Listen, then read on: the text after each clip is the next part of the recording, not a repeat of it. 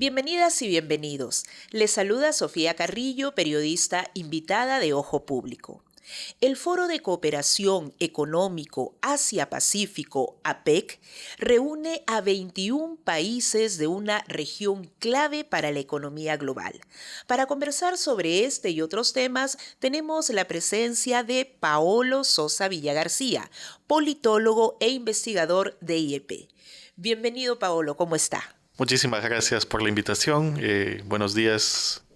Es un placer para mí estar con ustedes. Para nosotros también y sobre todo para analizar lo que significa APEC para el Perú y la región. En el 2019, el presidente de Chile, Sebastián Piñera, debido al estallido social, prefirió no desarrollar el APEC. Sin embargo, en el caso de Perú, esto ha sido todo lo contrario. Incluso se han tomado medidas para que no hayan clases, para declarar feriado no laborable.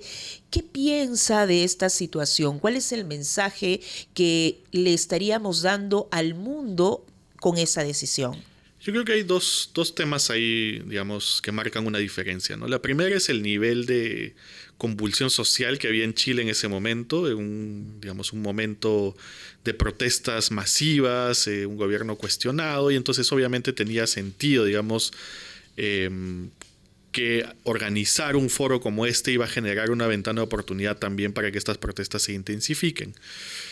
No es lo que está sucediendo en el caso peruano. Hay obviamente paros, hay algunas protestas por el tema de la seguridad, pero no estábamos a ese nivel. Sin embargo, donde sí hay una diferencia también es en el nivel, de responsabilidad de los gobiernos, ¿no? Creo que a pesar de esa distancia en el escenario social entre Chile y Perú, lo que revela un poco este ímpetu, esta terquedad del gobierno por sacar adelante un evento como este, más bien nos dice mucho sobre las prioridades que tiene este gobierno, ¿no? O sea, la prioridad de este gobierno no es necesariamente responder a las demandas sociales, responder, a las agendas, incluso las más urgentes, como mencionábamos, el tema de seguridad, sino sobre todo proyectar una imagen, de bienestar y de paz hacia el mundo, a pesar de, y no importa si es que ello conlleva, por ejemplo, suspender labores escolares, ¿no? Generar, un clima también de incomodidad a los sectores que trabajan en la ciudad. Entonces creo que nos habla más de eso, ¿no? De las prioridades que tiene este gobierno y de la manera como desde un inicio en realidad ha tratado estos temas de manera muy superficial, ¿no? Entonces es básicamente la ciudad hoy es una ciudad maquillada, para el público internacional. Claro, porque el argumento de cuidar la imagen no estaría siendo muy factible, considerando que ya tenemos imagen deteriorada en el ambiente internacional a partir de varios hechos que se han dado tanto desde el Ejecutivo como del Congreso, el indulto a Alberto Fujimori, las leyes que desacatan las sentencias de la Corte. También tenemos ataques a la independencia judicial, es decir, nuestra imagen muy buena tampoco es. No, totalmente. De hecho, nuevamente, la imagen del Perú en el extranjero, a partir de muchas de las mediciones sobre el régimen político, por ejemplo, es que el país ya no es una democracia, no es un régimen híbrido, y muy poco hace este gobierno por demostrar lo contrario. Si le preocupara realmente la imagen internacional del país, uno de los momentos clave, crítico, donde se ha deteriorado la imagen es a partir de las protestas de 23, donde han habido fallecidos. No hay avances a nivel, de investigaciones, a nivel de castigo a las personas involucradas.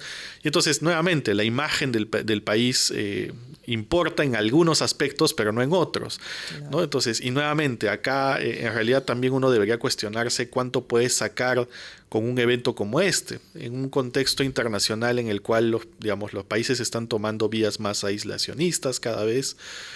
Tenemos Estados Unidos, que acaba de escoger literalmente un presidente que no tiene ninguna preocupación por la cuestión global, sino más bien por la política doméstica, ¿no? Y entonces en ese sentido, también estos foros son muy limitados. O sea, hoy estos foros no llaman la atención del mundo, no generan, una imagen tampoco, no es que cambien la imagen del país que los alberga de manera dramática. Es más en realidad un mensaje hacia adentro también. Es un mensaje de decir, bueno, las cosas están funcionando bien, todo está tranquilo, cuando obviamente, digamos, hay una disonancia cognitiva con lo que está sucediendo y con lo que la gente opina, ¿no? Digamos, es nuevamente uno de los gobiernos más impopulares del mundo. Claramente hay una sensación de insatisfacción con cómo suceden las cosas. Y de hecho acaba de salir un reporte del centro Pew, que es un centro que investiga, por ejemplo, sobre opinión pública. Perú es probablemente el país que tiene la mayor insatisfacción con cómo funciona el sistema democrático a nivel global, ¿no? Y entonces esto te llama la atención sobre dónde están entonces las prioridades de mostrar, digamos, hacia la ciudadanía y hacia el mundo, digamos, una imagen positiva del país, ¿no? Y sobre todo en el contexto que usted está señalando en torno a las recientes elecciones de Estados Unidos, la elección de Donald Trump, y ahora China busca expandirse en esta región, quizás también para contrarrestar lo que podría venir desde Estados Unidos. Esto, ¿qué impacto entonces tendría en el contexto económico, político? ¿Hay algunas ventajas o también desventajas que podamos identificar con esta expansión que buscaría China luego de la elección de Donald Trump? O sea, yo creo que uno de los primeros temas con la elección de Donald Trump es que América Latina pasa a ser, digamos, todavía más irrelevante para la política norteamericana. Ya América Latina había dejado de ser, digamos, un espacio geopolítico importante para la toma de decisiones, para la proyección de la política exterior norteamericana. Hoy en día, obviamente, esto todavía va a quedar más relegado. Esto ya lo ha venido aprovechando, digamos, otros países, otras potencias como China en los últimos años. Pero creo que ahí lo más importante es que nosotros ya estamos dentro de esa órbita. O sea, no es que esto va a empezar recién, sino que en realidad Perú ya tiene una dependencia muy fuerte con China y económicamente es uno de probablemente nuestro socio más importante. Y esto, digamos, que tiene un impacto positivo y uno negativo, ¿no? El positivo es que ya no dependemos entonces nuevamente de los cambios de la política norteamericana, que nuevamente lo que se avecina es bastante preocupante. Habrán algún tipo de temas con los aranceles, con el tema del Tratado de Libre Comercio con Estados Unidos, pero por lo general económicamente dependemos más de China.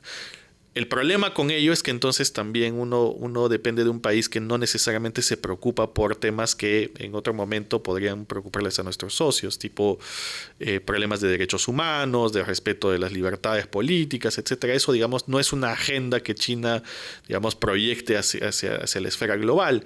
En algún momento Estados Unidos tenía esa agenda, Canadá, la Unión Europea, digamos, para hacer negocios había que tener, digamos, un mínimo de respeto por estos temas. Ahora eso ya pasa a ser todavía más irrelevante, ¿no? Entonces eso, digamos, condiciona también la capacidad que tiene la comunidad internacional para pedirle al gobierno peruano, por ejemplo, que responda por este tipo de problemas, ¿no? Claro, porque al tener una mayor dependencia, la capacidad de negociación también se reduce, ¿no? Totalmente, ¿no? Y además que, nuevamente, una cosa es que venga un socio que te pone sobre la mesa, bueno, vamos a hacer un tratado económico, pero al mismo tiempo tú tienes que fortalecer derechos laborales, tienes que respetar derechos humanos. En igualdad de condiciones o mínimamente parejas, ¿no? Sí, o porque tienen una agenda política en ese sentido. En el momento en el que firmamos nosotros el Tratado de Libre Comercio con Estados Unidos, pues el país, digamos, Estados Unidos me refiero, había pasado, digamos, a tener una política más bien de promoción de la democracia, ¿no? Algo que nuevamente también va fluctuando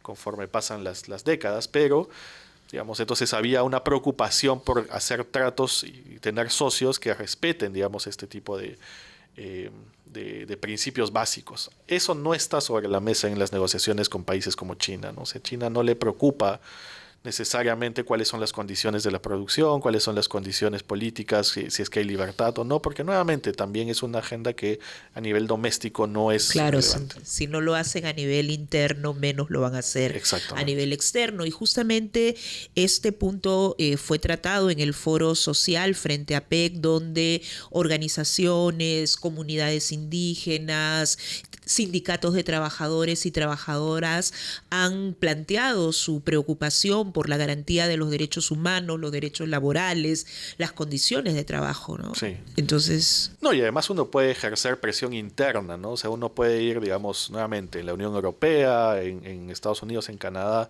Existen organizaciones no gubernamentales, la sociedad civil local, que también, ¿no?, uno puede tender alianzas con estos actores, y a nivel doméstico presionan, por ejemplo, para que los gobiernos digamos, impongan este tipo de sanciones o impongan algún tipo de condiciones.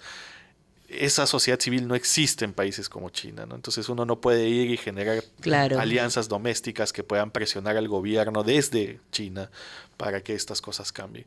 Y en general, digamos, entonces, o sea, el panorama hacia adelante es bastante preocupante para, digamos, quienes nos preocupa, por ejemplo, el tema de la democracia.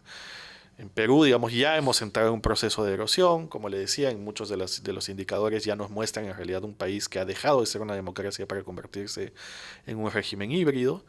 Eh, y nuevamente, ¿no? Entonces, a nivel doméstico tenemos muchas limitaciones para contener ese avance, esa erosión de la democracia. La única esperanza, o una de las esperanzas más fuertes que teníamos y que ha sido muy importante en países como Guatemala, por ejemplo, ha sido la presión de la comunidad internacional. Esa presión también cada vez se está deteriorando más, y nuevamente las elecciones norteamericanas también nos cambian ese rumbo, la presencia de China también nos cambia ese rumbo, y los problemas que tiene la Unión Europea en este momento hace que nuevamente uno pueda perder un poco las esperanzas de que digamos, haya una presión internacional también que ayude a la presión doméstica para la restauración de las instituciones. ¿Estamos solos en esto? Ese es un poco el mensaje, ¿no? Que lamentablemente de acá en adelante, obviamente hay algunos actores, hay algunos aliados internacionales que van a poder tener todavía algún tipo de injerencia, pero en realidad va a terminar siendo una batalla más doméstica, y creo que nuevamente ahí en realidad foros como el de la APEC, más que generar una oportunidad para el país a nivel internacional, de generar una proyección o tener nuevos aliados y nuevos socios, en realidad es paradójico que lo que está abriendo es una oportunidad doméstica también para la protesta, para que, digamos, la gente pueda articularse. Creo que, a diferencia de lo que sucedió a inicios de este gobierno, me refiero al gobierno de Dina Boluarte, hoy hay cada vez más sectores que están por lo menos aliados en algunas agendas. Pueden ser agendas programáticas de seguridad, de redistribución, de corrupción, etcétera, pero, digamos, son agendas que se van tejiendo, ¿no? Entonces ahí probablemente este foro también, esta oportunidad, la convocatoria a un paro nacional, etcétera, puede abrir, digamos, una oportunidad para que se formen coaliciones también a nivel doméstico.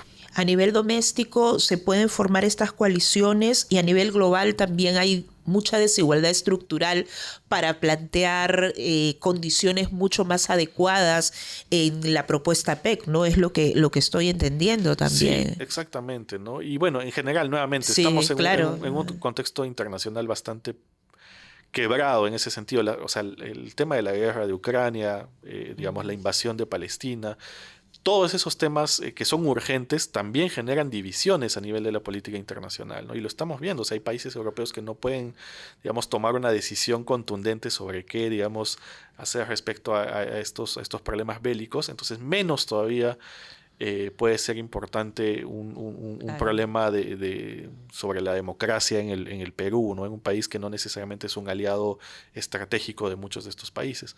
Pero donde sí hay una esperanza es a nivel de sociedad civil también, ¿no? O sea, creo que lo hemos visto el año pasado, muchos de los informes, los reportes que decían, digamos, las cosas como son en términos de qué sucedió en las protestas, cuáles son las responsabilidades, venían de organizaciones del extranjero. Nuevamente, ¿no? A nivel de doméstico, salvo Ojo Público y otras iniciativas, por ejemplo, el periodismo de investigación es muy, muy precario, sí, o no existe. En algunos medios de comunicación no tienen unidades de investigación. Entonces, para tapar, digamos, esa falencia, venían de algunas organizaciones de derechos humanos, informes con mucha información que creo que, nuevamente, si tuviéramos un poder judicial mucho más célere, podría, digamos, desembocar eso en sanciones. Lamentablemente estamos en un contexto en el cual también hay intereses ahí que perturban, digamos, estas investigaciones. Y en ese contexto, ¿cómo se ubica la inauguración del puerto de Chancay, una infraestructura que promete tener un impacto anual de 4.500 millones en nuestro país, pero también hay un historial de eventos atípicos y hay controversias legales? ¿Cómo aparece? ¿Qué perspectiva le ve al puerto de Chancay? Yo creo que es como uno de estos casos que te resumen un poco el estado de las cosas del país, ¿no? O sea, esta improvisación, digamos, la importancia que tiene un nuevo actor económico como China, digamos, la improvisación de algunas medidas para acelerar estos temas, pero además también digamos, toda la controversia doméstica respecto a si iba a venir o no, digamos, el presidente para inaugurar el puerto. Entonces, como que te habla, o sea, es como una especie de pequeño resumen, si quieres, de Ya. cómo funciona el país en este momento, ¿no? Y cuáles son las prioridades del país. Poca discusión sobre cuáles son los impactos reales económicos que va a tener el puerto hacia adelante, pero sobre todo muy poca discusión sobre el impacto social que esto está teniendo, digamos, ya en muchos espacios, no solo a nivel urbanístico, que ha cambiado obviamente digamos, el panorama de la zona, sino que además esto va a tener un impacto social en un contexto además de auge de economías ilegales, de economías delictivas, de la extorsión, como, digamos, creo que ahí, digamos, hay una falta de perspectiva hacia futuro. O sea, ¿cuál es el plan que tiene este gobierno para, digamos, asegurarse que este impacto económico no va a caer, digamos, o no va a generar estos problemas que ya estamos viendo en otras partes a nivel de extorsión, a nivel de cobro de cupos, pero también a nivel de filtración, penetración de economías ilegales que aprovechan, digamos, estos espacios para mover también, digamos, los capitales, pero también el producto que se genera en estas economías ilícitas, ¿no? Claro, los mecanismos de seguridad, ¿no? De la lucha contra la corrupción deberían estar muy bien instalados para asegurar que no haya una predominancia de hechos delictivos como los que se han señalado, porque de lo contrario va a ser un incremento y bastante notorio. Sí, no, y eso es una preocupación de mediano y largo plazo, algo que nuestros políticos a nivel del Ejecutivo, a nivel del Legislativo, no tienen. Esa preocupación de qué va a suceder, o sea, digamos, estamos más preocupados sobre las cifras, ¿no? Mira, el Perú se proyecta que va a crecer, va a entrar tanto, digamos, tanto dinero a partir de esta inauguración, este puerto va a generar, va a dinamizar estas economías, pero hay cero análisis y cero, digamos, perspectiva o prospectiva sobre lo que va a pasar a nivel social, sobre lo que puede pasar nuevamente, si estamos de acuerdo que el país está empezando a ser infiltrado por organizaciones ya no solo nacionales, sino transnacionales, que tienen, digamos, aliados locales, operadores locales que se desarrollan, digamos, especialmente en la costa peruana, digamos, es básica, es aritmética, ¿no? Es uno más uno. Claro. Estas dos cosas se van a encontrar en algún momento y el gobierno no tiene una respuesta, no tiene un plan para, digamos, contener ese impacto social y criminal que puede tener también este desarrollo. Ese desarrollo, porque en otros países incluso situaciones similares han significado algunas alianzas de China con medios de comunicación para producciones fílmicas. ¿Esto no lo ve muy viable en el caso peruano? Sí, no, la verdad no, o sea, digamos, es un... Es como, Sí, se, no creo que ya, y tampoco creo que genere, digamos, mucho mucho impacto. impacto y mucho Ok. cambio, ¿no? Nuevamente, o sea, lo que me parece es, nuevamente, esa falta de perspectiva es clave para entender además cuáles son las prioridades de este gobierno, cuáles son las prioridades de los políticos que están en realidad, yo me imagino que dentro de también, digamos, la proyección que pueden tener algunos actores representados en el Congreso, de hecho es una oportunidad de lujo, ¿no? Más bien como una dinamización económica que puede fragmentarse, puede dividirse y puede como ser aprovechada por algunos sectores que están representados en el Congreso. Hemos hablado de lo que está sucediendo en China y nuestra relación con este país. También hemos hecho referencia a Donald Trump. Ya me ha adelantado que Donald Trump no tiene mayor interés o en la región no tiene mayor interés en Perú, porque podría sí tener interés con otros países, o esto no es así necesariamente. Yo creo que o sea, a ver, lo que proyectan varios analistas que estudian la política norteamericana es que en realidad lo que va a venir con este segundo mandato de Trump es una hiperfocalización en la política doméstica de Estados Unidos. O sea, el nivel de fragmentación, de polarización que tiene el país, digamos, el presidente hoy tiene la capacidad de avanzar muchas de las propuestas que en su anterior mandato no había podido avanzar porque no tenía, digamos, la fuerza más allá del Ejecutivo. Hoy en día, digamos, el Partido Republicano tiene control de varias instituciones, pueden avanzar de manera más limpia, digamos, en sus pretensiones, lo cual va a generar una respuesta doméstica muy fuerte. Creo que entonces va a ser, digamos, un periodo muy marcado por ese conflicto interno, en desmedro de, digamos, el plano internacional.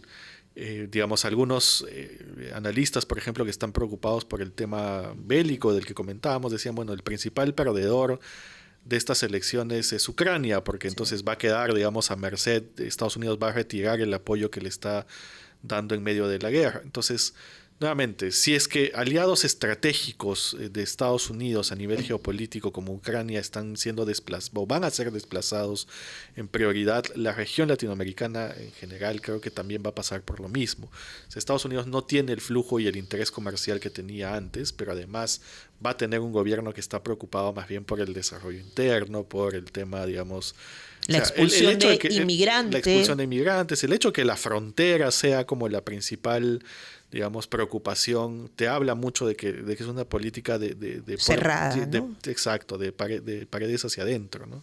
De paredes hacia adentro. Y lo que nosotros vemos en nuestro escenario local, que ya hemos adelantado, la delincuencia, la corrupción, el crimen organizado, mucho se habla de que la ciudadanía, ya como politólogo quisiera saber también su opinión al respecto, que se encuentra pasiva aún pese a los muchos acontecimientos que ya conocemos se han dado en el país. Pero quizá también hay un temor social por la impunidad a partir de las matanzas que han habido en nuestro país. ¿Qué piensa usted sobre esto? Absolutamente. Yo creo que el problema digamos, no lo plantearía como un problema de pasividad, sí, porque la gente expresa su desconformidad todos los días a través de encuestas, pero también a través de, digamos... en la calle también, la respuesta, ¿no? Exacto, en la calle, cuando se identifica que por ahí va un congresista, por ahí va un ministro, la gente también, digamos... Lo que hay es que son respuestas aisladas, fragmentadas, que entonces aparecen un día por aquí, otro día por allá, y entonces no hay esa capacidad de coordinar y organizarse. Y yo creo que eso tiene que ver también con lo que mencionabas, con el tema de la de la represión y el tema no solamente la represión por la fuerza, sino la represión legal. Digamos, después de las protestas creo que claramente había un mensaje de si sales a protestar puedes morir, pero también, digamos, muchos líderes locales han terminado siendo, digamos, les han abierto carpetas fiscales, les han abierto procesos judiciales. Estamos hablando ya no de dirigentes nacionales, sino de dirigentes locales.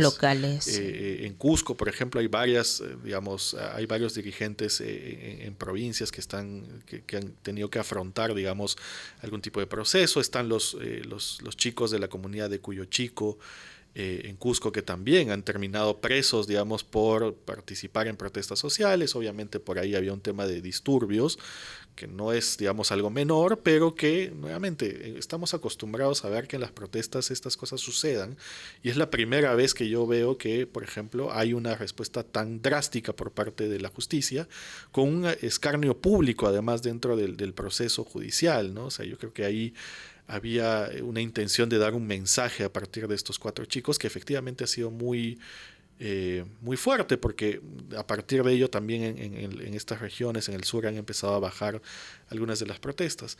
Lo que hay más bien ahora es una oportunidad para que estas agendas empaten, ¿no? Es decir, aquellos que protestaron inicialmente en el sur, quienes hoy en el norte y la capital también están preocupados por el tema de la inseguridad.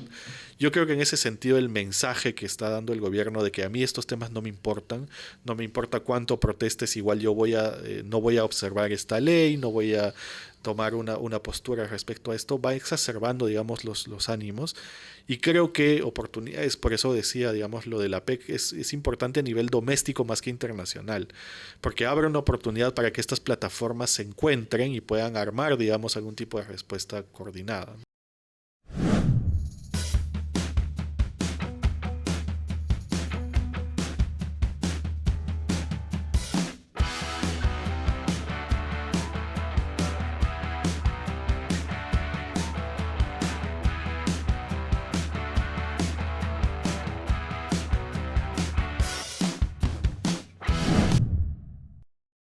Sí, y también a lo que muy bien has señalado, le sumaría que las desigualdades estructurales que marcan las dinámicas de nuestro país y de nuestra sociedad también se evidencian en los intereses que puede tener el gobierno, pero también en los intereses que pueden tener las empresas privadas, las propias organizaciones, nosotros como individuos, quién merece y quién no merece derechos reales y derechos humanos garantizados en nuestro país, ¿no? Sí, no, bueno, y lo que muestra en realidad la historia es que ningún derecho se consigue por Sí, sí, y concesión. ni Todo tocando es, la puerta, por sí, favor, dame el derecho, ¿no? todo tiene que ver, digamos, con luchas, con organizaciones. Acá en Estados Unidos, en Europa es igual. En todas partes los derechos no son concesiones, sino son, digamos, negociaciones que se dan a partir de protestas, de movimientos sociales fuertes. Eh, yo creo que nuevamente ahí está un poco la gran diferencia, y ya que has mencionado el tema de la desigualdad estructural. En países con tanta desigualdad como el país también es muy difícil pedirle a la gente que salga a marchar, a protestar, a organizarse, a preocuparse en general en política cuando tiene que Comer. tener... Exacto, las economías de subsistencia son muy fuertes, lo hemos visto en la pandemia, ¿no? O sea, la pandemia creo que nos reveló, por ejemplo, algo, o sea, datos tan duros como el hecho de que la gente, oye, tiene que trabajar al día porque no tiene una refrigeradora donde guardar las cosas. Ahora, es cierto, digamos, que algunas organizaciones han sido muy importantes para movilizar estos sectores. O sea, pensemos en el ala conservadora. Movimientos como Con mis hijos no te metas sí fueron capaces de organizar y movilizar los sectores más pobres de la capital. Y creo que eso tiene que ver Y también más con su... conservadores también. Exacto, pero tiene que ver con su capacidad de organización, o sea, con tener, digamos, recursos para la movilización. Claro. Obviamente en el lado de los conservadores hay iglesias evangélicas, hay redes transnacionales que tienen, digamos, estos recursos que permiten, digamos, suplir estas pérdidas que generan las familias por cada, digamos, protesta a la que participan. Esto, lamentablemente, en el otro lado, entre los sectores que están, digamos, organizados para pedirle al gobierno que responda a este tipo de problemáticas como la inseguridad, no existe. Entonces eso también nos llama la atención sobre la responsabilidad que tienen algunos sectores más privilegiados, digamos, digamos, partidos políticos, organizaciones sociales de la sociedad civil, para precisamente generar esos recursos también, ¿no? Para generar no solamente recursos de organización, sino también generar los recursos económicos que permitan que la gente se pueda movilizar. Y eso también contribuiría a una mayor confianza en la democracia, ¿no? Porque hablar de democracia en términos abstractos está significando, por ejemplo, que ya lo hemos señalado, usted lo planteaba, en esta desconfianza que hay a nivel más masivo a este sistema, ¿no? Los resultados del Latinobarómetro en los últimos años ha arrojado cifras cada vez más altas en que los latinoamericanos creen menos en la democracia, ¿no? En el caso Perú, en el 2023, esa cifra ya había alcanzado el 50%. Sí. Entonces, condiciones para la defensa de la democracia y que ese sea el mensaje de lucha, cómo se podrían acomodar en un contexto donde, ya sabemos, no hay confianza en el sistema. Creo que lo acabamos de ver en Estados Unidos. Mira, es un buen ejemplo. En Estados Unidos también hay una creciente insatisfacción con el tema de la democracia, hay una polarización muy fuerte. El Partido Demócrata intentó movilizar a la ciudadanía a partir de la defensa de las instituciones, del orden constitucional. Es un discurso que es vacío cuando tú tienes una gran, digamos, porción de la ciudadanía que no está contenta. Lo mismo pasa en el Perú. O sea, uno no puede esperar que la gente salga digamos, a protestar para restablecer las instituciones, cuando tú tienes un descontento generalizado. O sea, es básicamente, vamos a defender el status quo. Ese status quo, ni en el mejor momento de funcionamiento de la democracia, a partir del 2001 en adelante, la gente estaba completamente satisfecha con la democracia. Ni en ese momento podrías articular, digamos, una plataforma como esa. Entonces, yo creo que es un llamado de atención también para que el discurso de protección de las instituciones venga acompañada por alternativas, propuestas que nos lleven a mirar hacia futuro. Es decir, vamos a construir una alternativa política y económica, no solamente, digamos, para contestar esta erosión en este momento, sino para promover efectivamente un cambio. Esa creo que es la agenda y creo que ahí fallan también muchos de los dirigentes políticos, digamos, activistas sociales que están, digamos, intentando movilizar a la gente con un discurso de protección, de restauración de las instituciones que para el peruano común, digamos, no tienen ningún beneficio, no generan ningún tipo de satisfacción ni hoy ni hace 10 años. Claro. ¿No? Y creo que eso es clave, digamos, también para entender por qué la gente no compra, digamos, esta defensa por la democracia como una agenda importante, ¿no? ¿Y será también que muchos de los políticos de las altas esferas están vinculados a economías ilegales y que esto hace que obviamente su participación no sea mucho más clara en ese sentido? Sí, totalmente. O sea, cuando pensamos en los políticos, especialmente aquellas fuerzas representadas en el Parlamento, yo creo que ahí no hay ningún interés en que, o sea, en que estas cosas mejoren. Por el contrario, están sacando todo el provecho posible de esta situación, digamos, de descontento generalizado, porque saben que no, digamos, no hay la capacidad de articular una agenda todavía que les ponga un pare. Lo hemos visto digamos, con el tema de la ley sobre crimen organizado, que es básicamente una ley que les protege, digamos, de futuras investigaciones. Entonces no hay, digamos, la capacidad de contestar a ello. Pero en general, digamos, el Congreso está avanzando, digamos, una desregulación total de distintas economías. Acabamos de hacer un estudio, por ejemplo, con el Instituto para la Gobernanza de los Recursos Naturales, y ves que hay un 60% de congresistas, digamos, que votan casi como constantemente por la desregulación de la minería informal, ilegal, por temas, digamos, relacionados con estas economías ilícitas. Entonces, en ese contexto obviamente uno no puede esperar mucho de ahí, pero sí hay políticos de oposición, hay gente que está por fuera del Parlamento, que tiene, digamos, un interés electoral en algunos casos, pero también un interés genuino por defender las instituciones. Quizás el mensaje para estos actores es que, digamos, esa defensa abstracta de las instituciones no va a generar, digamos, adhesiones. Hay que comprometerse a generar una agenda socioeconómica para el país, una agenda que involucre temas de seguridad, que esa seguridad no sea solamente, digamos, un discurso capturado por sectores radicales y extremistas de derecha o de izquierda que plantean que, digamos, la solución es meter bala o la solución es sacar a los militares, sino que hay una respuesta democrática para la seguridad, digamos, que también se vuelva a discutir sobre el tema de la desigualdad y la inclusión, no solamente en términos abstractos, sino en términos concretos, digamos, con propuestas digamos, tributarias, con propuestas de programas sociales. Yo creo que en ese sentido, cuando uno arma una plataforma programática y no solamente política, es posible en un país con este nivel de desigualdades que veníamos conversando movilizar a más gente que en realidad no está preocupada por defender el pasado, sino ver qué hacemos hacia adelante, cómo cambiamos las cosas, ¿no? Porque ese pasado nuevamente no tiene nada de satisfactorio.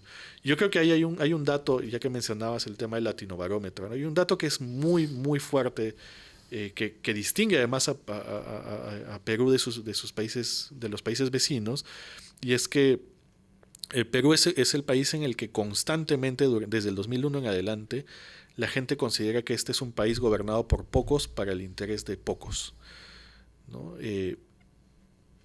Esa, digamos, es por encima del 80% de los peruanos considera que este país está gobernado por intereses particulares de algunos sectores privilegiados y que son la minoría. Esto, digamos, a inicios del 2000, a inicios del nuevo milenio, era, digamos, una percepción generalizada en Ecuador, en Bolivia, en Perú, en Colombia, pero en estos países han habido procesos sociales, políticos que han ido, digamos, matizando esto. En el caso peruano es constante. Nuevamente, en el momento en el que supuestamente la democracia funcionaba de mejor manera, los peruanos seguíamos convencidos de que esa democracia convivía con, digamos, un gobierno de un grupo privilegiado.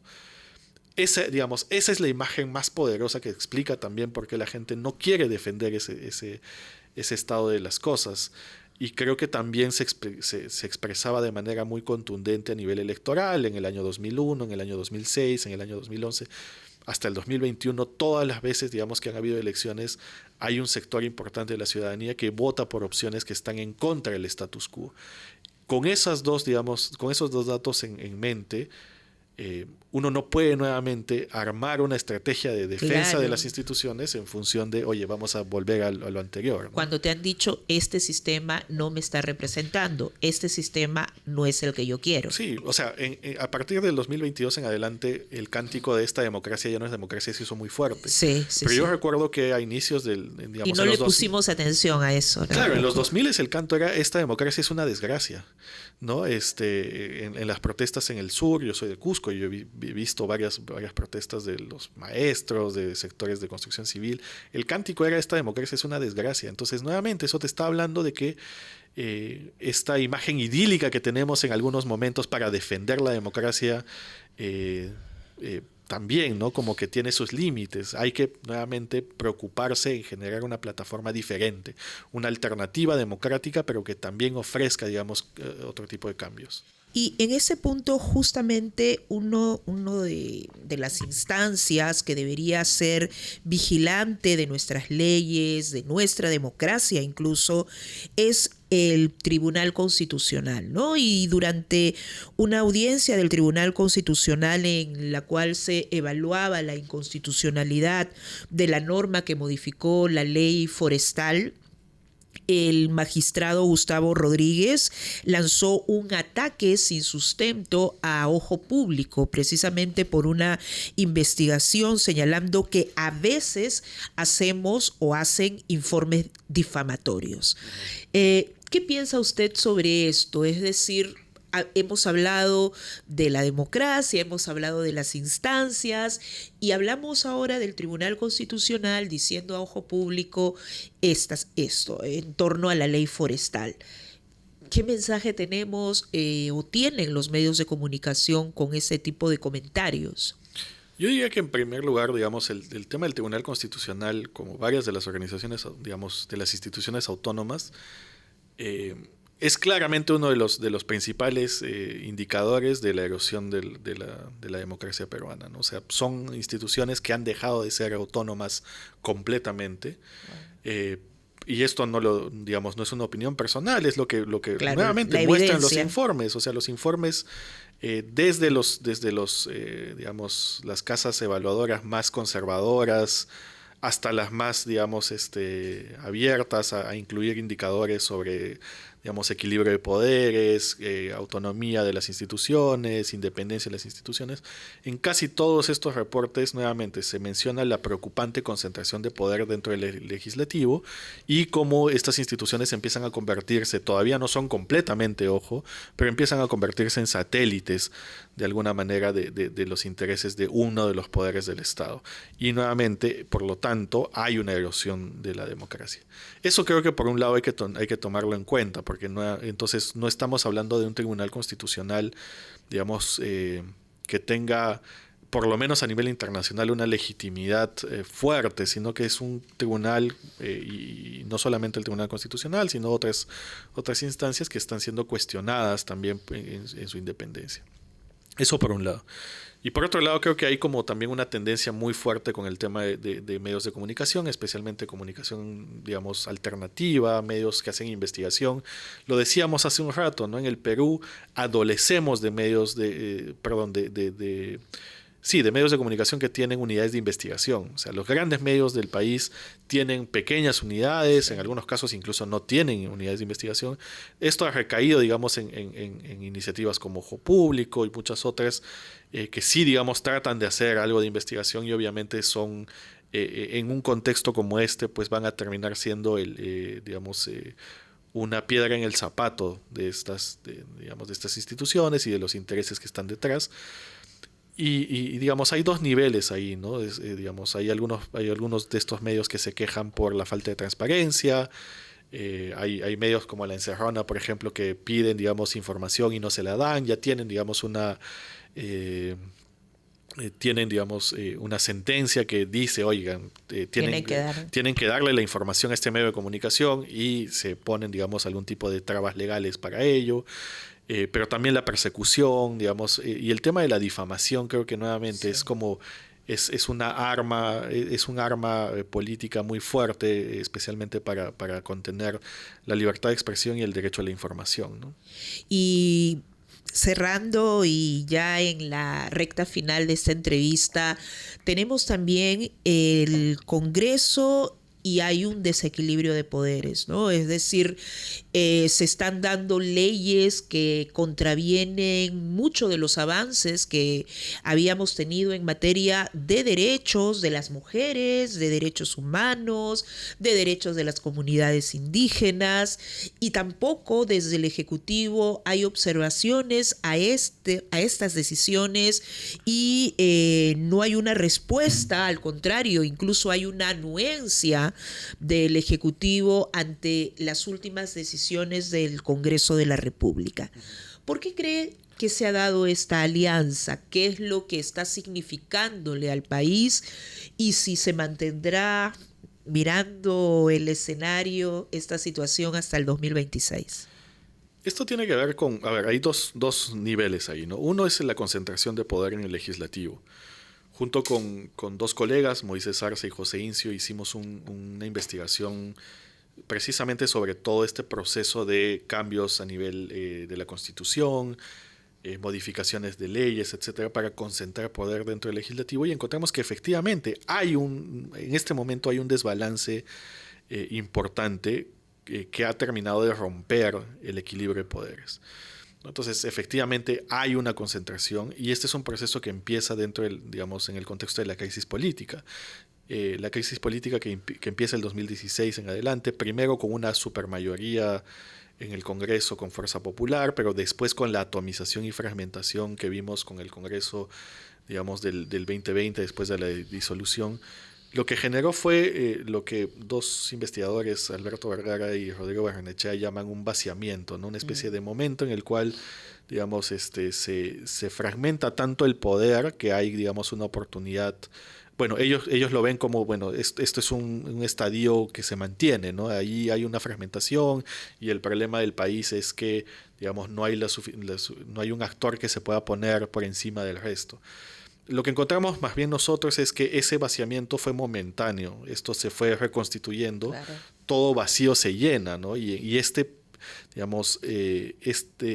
vacío termina llenado no por los congresistas, sino por la institución del Congreso, a través de estas medidas que van tomando los congresistas, muchas veces para protegerse particularmente, individualmente, sí. Como hablábamos, el tema de la ley de las organizaciones criminales, son, medidas que se van tomando simplemente para evitar, primero, que se cierre el Congreso, para evitar de que el Poder Ejecutivo vuelva a replicar lo que hizo Vizcarra.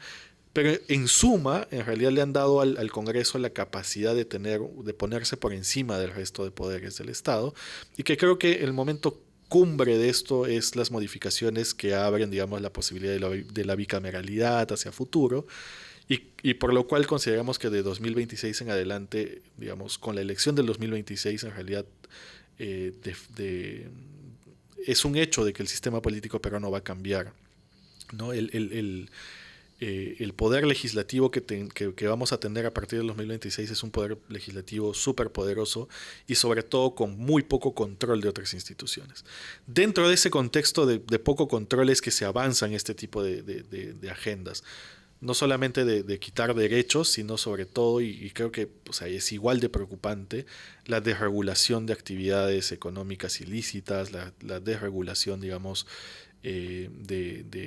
temas de calidad educativa, en los cuales en general, habían sido avances que se habían logrado dentro de todos los problemas que tenía, la democracia, se habían logrado algunas cosas pequeñas, y esto en un Congreso que sabe que no hay ninguna institución, ya ni siquiera el Tribunal Constitucional, ni el Poder Ejecutivo, ni nadie puede contravenir lo que ellos están haciendo, entonces cómo van avanzando en esa agenda, ¿no? Claro, y hay un poco de si vale la palabra, injusticia en querer achacar toda esta situación a la sociedad civil, ¿no? Porque se supone que los partidos políticos, los movimientos políticos que representan a esa sociedad civil deberían estar salvaguardando nuestros derechos en el Congreso, pero la oferta nunca ha sido buena, pero cada vez es peor. Sí, ¿no? ha habido un cambio ahí. ¿no? Porque, claro, nunca hemos tenido la mejor oferta de políticos, pero en nuestro país siempre decimos, no puede ser peor, no puede ser peor, pero sí puede ser peor. Y hablando un poco hablábamos de la demagogia de este gobierno, de plantear, digamos, soluciones efectistas. Uno de los efectos de una medida muy popular, pero muy perjudicial, que es la prohibición de la reelección de congresistas, Sí, ha sido precisamente eso. Obviamente es muy impopular, la gente no quiere que haya reelección, sí. pero hasta cierto punto la reelección abre la oportunidad de que haya algunos actores que se mantienen dentro del Congreso y que habían sido esta especie de, digamos, de candado para Así este tipo es, de... así es. Estos candados De hoy no acuerdo, de existen, acuerdo. ¿no? El cambio ha sido dramático. Pero lo otro que es, digamos, que es muy importante en ese sentido es o sea, miremos cuáles son los partidos que tienen control del Congreso y cuáles son sus prerrogativas, ¿no? Ninguno está interesado por el avance del país, ninguno está interesado por cambios o desarrollo social. Tenemos, digamos, partidos que están más preocupados por sus, digamos, problemas judiciales. Tenemos partidos que funcionan básicamente para representar los intereses de sus fundadores, algunos de ellos incluso con problemas judiciales también. Entonces, en realidad, la agenda de este Congreso pasa por proteger, digamos, las demandas, las prerrogativas de estos partidos y al mismo tiempo las de los financistas, las de los sectores, digamos, que han puesto dinero de las campañas de los congresistas. En ese contexto, entonces, nuevamente, uno puede esperar Sí, muy poco muy poco. del Sí, y Parlamento. los medios de comunicación, sobre todo alternativos, van a jugar un papel sumamente importante en lo que serán las próximas elecciones. Decimos 2026, no le cabe duda que llegamos al 2026. Yo creo que por el momento esa es la fecha de caducidad, salvo nuevamente que el Congreso se le ocurra de que un año antes pueden vacar a la presidenta En para manos del Congreso congraciarse, estamos, para entonces. congraciarse con la ciudadanía, pero nuevamente ahí es Sí, quién sale del Congreso, o sea, qué tipo de sí. gobierno puede salir de este Congreso. Yo creo que lamentablemente, nuevamente, hay pocas oportunidades o pocas luces respecto a lo que puede pasar el año 2026 y en ese sentido creo que el papel de la prensa es fundamental y lamentablemente ahí donde, digamos, son nuevamente los más pequeños los que están tomando la batuta, ¿no? Porque son los medios alternativos los que están haciendo el trabajo que deberían hacer las grandes corporaciones mediáticas y no lo están haciendo, ¿no? Paolo, ¿nos podemos ir con algo de luz luego de esta entrevista? A ver, porque hemos sido bastante cuestionadores, sobre todo desde lo que tú has planteado y me parece importante, pero ¿qué tipo de esperanza, de oportunidad podemos tener para plantear algún nivel de cambio, ¿no? Con lo que ha significado y está significando APEC, con lo que significa nuestro sistema de gobierno, el Ejecutivo, el Congreso, y también con lo que podemos o no pueden hacer desde sociedad civil y desde los medios de comunicación. Mira, hay Julio Kotler, que era un investigador del Instituto Claro. de Estudios Peruanos, siempre decía que para solucionar las cosas hay que recordar la canción La Bamba, Así ¿no? para... Y la Bamba dice, Ya, para llegar al cielo se necesita una escalera grande claro, y una chiquita. de chiquita. Entonces creo que estamos muy preocupados por la escalera chiquita muchas veces y entonces en la escalera chiquita, es decir, lo que podemos hacer en este momento es muy poco y nos genera frustración y nos genera una mirada pesimista. Pero creo que también podemos aprovechar esta escalera grande, ¿no? Y pensar, digamos, que este espacio con todas las frustraciones que nos genera es también una oportunidad para generar una plataforma más amplia, ¿no? No una restauración de las instituciones, sino un cambio que pueda, digamos, llevarnos hacia algo distinto. Y en ese sentido, nuevamente, ¿no? Creo que pasa también por reconocer que estamos en una batalla no de corto plazo, sino de mediano y largo plazo. Y en ese sentido, estamos, digamos, estamos en el momento exacto como para empezar a construir coaliciones amplias. Coaliciones que nuevamente tienen que poner de lado los intereses y poner de lado las ideologías, porque creo que digamos, uno de los principales problemas en este momento pasa por digamos, la incapacidad de construir alianzas, ¿no? Porque, bueno, oye, mira, ese señor de allá, él estuvo hace 2 años en esta posición, mira, esta señora de allá votó hace 2 años en favor de esta ley. Creo que, digamos, desde el 2016 en adelante, en medio de la crisis, se han tomado, y los actores políticos y sociales han tomado muchas malas decisiones, que creo que vale la pena pedir disculpas y avanzar y mirar hacia adelante y pensar en, oye, ok, sí, metí la pata, pero creo que podemos construir una agenda porque si no el país se nos va de las manos. Nuevamente, la amenaza no es solo política, no es solo económica, ya tenemos una amenaza criminal también a nivel, digamos, local, a nivel de que lo sufren las familias. Y entonces creo que nuevamente es un espacio, es un momento clave para volver a sentarnos a la mesa y decir, oye, pensemos de acá de adelante, ¿qué cosa? Yo sé que tú quieres mil cosas, pero ¿qué cosa podemos estar de acuerdo para avanzar?